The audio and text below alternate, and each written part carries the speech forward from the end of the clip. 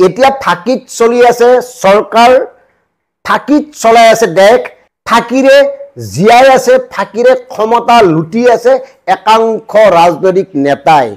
কেৱল হিতাধিকাৰী জনতাৰ মগজু ক্ৰয় কৰি তেওঁলোকে সমগ্ৰ অসমক, সমগ্ৰ দেশক উন্নয়নৰ নামত যি ধৰণে শ্লোগান আৰু বিজ্ঞাপন প্ৰচাৰ কৰি আছে সেয়া যে সম্পূৰ্ণ ভুৱা তাক আমি আজি প্ৰমাণ কৰিম। আজি এই কাৰণে প্ৰমাণ কৰিম সমগ্ৰ অসম এতিয়া বান বিধ্বস্ত, কোৱাৰ প্ৰয়োজন নাই, বৰ্ণনাতীত পৰিৱেশ। বানত উটি গ'ল, গুৱাহাটীৰ সেই কণমানি শিশুটো মৰি গ'ল। অসমত এতিয়া সৰ্বত্ৰে এনে এক অবৰ্ণনীয় পৰিৱেশ, হাহাকাৰ, আৰু এই হাহাকাৰ ক'ৰ পৰা ক'লৈ গৈছে তাৰ প্ৰমাণ আমি আপোনালোকক দিম। এওঁলোকে কি কয় অষ্টালক্ষী, ভাৰতীয় জনতা পাৰ্টিৰ চৰকাৰখনে কি কয় অষ্টালক্ষী উত্তৰ পূব ইঞ্জিন, ডাবল ইঞ্জিনৰ চৰকাৰ, বিকাশৰ গংগা বৈ আছে।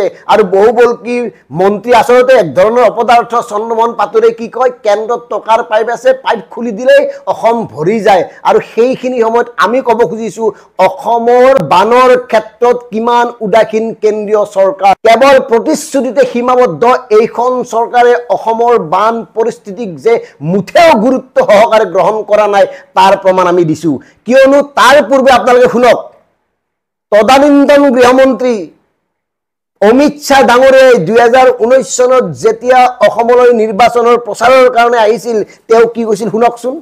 एक 5 साल दीजिए तो हम आसाम को बाढ़ मुक्त बनाने का काम करेंगे, आसाम में बाढ़ नहीं आएगी।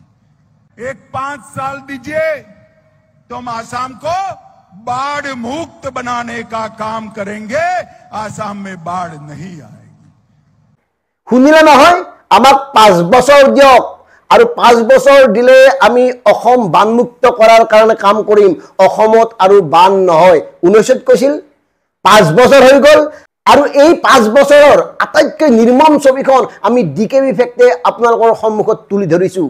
এই 5 বছৰত যি 5 বছৰ পূৰ্বে অমিত শ্বাহ ডাঙৰীয়াই অসমলৈ আহি বানমুক্ত কৰাৰ ঘোষণা দিছিল, ঘোষণা কৰিছিল, তাৰ পিছত অসম চৰকাৰে বান সাহায্যৰ বাবে কেন্দ্ৰৰ পৰা বিচাৰিছিল 10,785.38 কোটি টকা। আৰু কিমান দিলে? পালে মাত্ৰ 250.31 কোটি টকা। ভাবক, 10,785.38 কোটি বিচাৰিছিল আৰু পালে মাত্ৰ 250.31 কোটি টকা। এয়াই হ'ল ডাবল ইঞ্জিনৰ চৰকাৰ আৰু এয়াই হ'ল কেন্দ্ৰত থকা মানে টকাৰ পাইপডাল। এনেকে চূড়ান্ত গাফিলতি আৰু মিথ্যাচাৰেৰে প্ৰতি বছৰে অসমৰ বানপানীক লৈ কেন্দ্ৰ ৰাজ্যই প্ৰত্যেকেই ৰাজনীতি কৰি আহিছে, তাত বাহিৰে একো কৰা নাই। কোনেও নিবিচাৰে অসমৰ বানপানী সমস্যাটো শেষ হোৱাটো, কাৰণ বানপানীৰ সমস্যাটো শেষ হোৱা মানে ক্ষীৰতী গাই এটাৰ মৃত্যু হোৱা। বানপানীৰ সমস্যা শেষ হোৱা মানে আপোনাৰ একাংশ পুঁজিপতি ধনিক ঠিকাদাৰৰ সান্দহ খোৱা বালি তল যোৱা। আৰু বানপানীৰ সমস্যা শেষ হোৱা মানে তথাকথিত ৰাজনৈতিক দলৰ এই সাহায্য প্ৰদানৰ নামত, মথাউৰি নিৰ্মাণৰ নামত কৰা নিকৃষ্ট ৰাজনীতিৰ সমাপ্তি। গতিকে বানপানী শেষ হোৱাটো কোনেও নিবিচাৰে।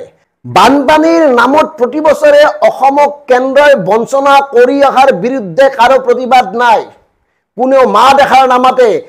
চৰকাৰী পক্ষৰ কোনো এগৰাকী বিধায়কে সংসদৰ মজিয়াত নকয় কিয় ইমান দিন অসমৰ বানপানী নিৰাময়ৰ বাবে বিশেষ উদ্যোগ গ্ৰহণ কৰা নাই। এবাৰো কোনো এজন সাংসদে নকয় কিয় অসমক পৰ্যাপ্ত বান সাহায্য দিয়া হোৱা নাই, কিয়। এই কথা কোৱাৰ কলিজা তেওঁলোকৰ নাই, কাৰণ এই কথা ক'লেই তেওঁলোকৰ ওপৰত বিশেষ ব্যৱস্থা গ্ৰহণ কৰা হ'ব। আৰু সেইকাৰণে তেওঁলোকে নিৰ্লিপ্ত, সেইকাৰণে তেওঁলোক মৌন, কাৰণ তেওঁলোকৰো খহ আছে, তেওঁলোকৰো ভোগ আছে, তেওঁলোকৰো প্ৰয়োজন আছে, নামে বেনামে সম্পত্তি কৰিব লাগিব, শাসনত থাকিব লাগিব। এনেকে প্ৰতি বছৰে নিৰ্বাচনৰ পূৰ্বে প্ৰতিগৰাকী নেতাৰ মুখত বানপানীৰ সমস্যা, বানপানীৰ বিষয়টোৱে আগস্থান পায় আৰু কাৰ্যত সকলোবোৰ শূন্য। আৰু শূন্য কেনেকৈ হ'ল আমি প্ৰমাণ দিলোৱেই। বাকী 5 বছৰত কোন বছৰ কিমান টকা পালে এই কথাবোৰ আমি কোৱাৰ প্ৰয়োজন অনুভৱ কৰা নাই। এই কাৰণে কৰা নাই যে কিমান টকা বিচাৰিছিল, কিমান টকা দিলেই। এই কথাবোৰ যদি অংক কৰি চাই, চিন্তা কৰি চাই, তাতেই স্পষ্ট হ'ব কেন্দ্ৰৰ বঞ্চনা কিমান পৰ্যায়লৈ গৈছে। গতিকে প্ৰিয় দৰ্শক, বান সমস্যা কেতিয়াও ৰাষ্ট্ৰীয় সমস্যা হিচাপে গণ্য নকৰে এইখন চৰকাৰে। এইখন চৰকাৰ নহয়, কোনো চৰকাৰেই নকৰে। কাৰণ ৰাষ্ট্ৰীয় সমস্যা হিচাপে গণ্য কৰা মানেই তেওঁলোকৰ সান্দ খোৱা বালি তল যাব। তেওঁলোকক তৈলমৰ্দন কৰাত তেওঁলোকে যাৰ টকাৰ ইলেকশ্যন খেলে তেনেকুৱা একাংশ ঠিকাদাৰৰ ঠিকাৰ পদ বন্ধ হ'ব। মথাউৰি নিৰ্মাণৰ টকাৰে কোনে বিলাসী অট্টালিকা, কোনে বিলাসী ৰিজৰ্ট বনালে, কোনে ক'ত কি নামে বেনামে সম্পত্তি কৰিলে, অগাধ সম্পত্তি, তাৰ হিচাপটো সাধাৰণ জনতাই নাই, সাধাৰণ মানুহে নাপায়। গতিকে হাজাৰ হাজাৰ কোটি টকা প্ৰতি বছৰে মথাউৰি নিৰ্মাণৰ নামত ব্যয় কৰি আছে আৰু প্ৰতি বছৰে মানে মথাউৰি ভাঙি আছে, বান বিধ্বস্ত হৈ আছে। সমগ্ৰ অসম এক বৰ্ণনাতীত কল্পনাতীত পৰিৱেশৰ পৰিস্থিতিৰ সন্মুখীন হৈ গৈ আছে।